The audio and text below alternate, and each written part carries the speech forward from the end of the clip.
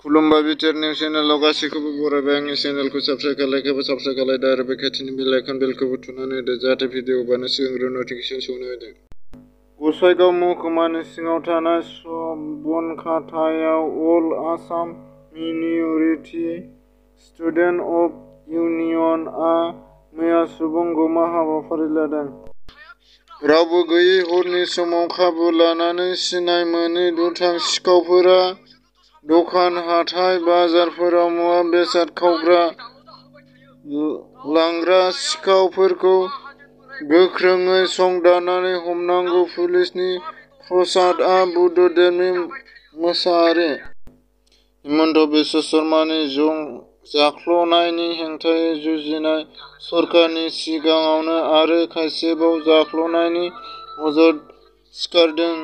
जनाय रिलिउपार्टमेन्ट chief spot ड्राइभिंआव Dhemaji जिल्ला आयेन एस'सिएशननि जथायै सानथाम बर' गेलेगिरिफोरनि नेशनेल गेलेनाय सायख'जादों।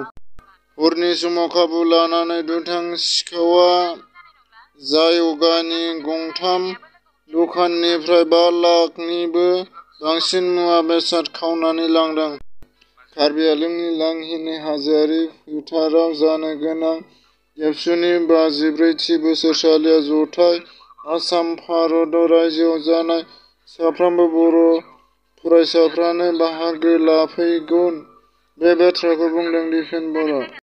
3, 4 आरो 5 फेब्रुआरि 2022 इं मायथाइयाव जानो गोनां 54थि बोसोरसालिया जर'खाथाय गाहाय खुन्थियाखौ मैया गसाइगाव लाहार फाहार खालामगासिनो दं। एमएलए जयन्त बसुमतारी आसाम आयेन आफादनि जर'खाथायाव जयन्त बसुमतारीया माखासे बाथ्रा बुंनानै होयो।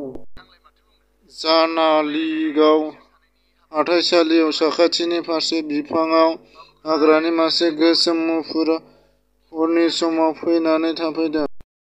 सरफाग साखाथियाव थानाय बेंनि दैमाया दालांनि सायाव सासे सिख्लाखौ अन्थाइ सावनानै गारजादों।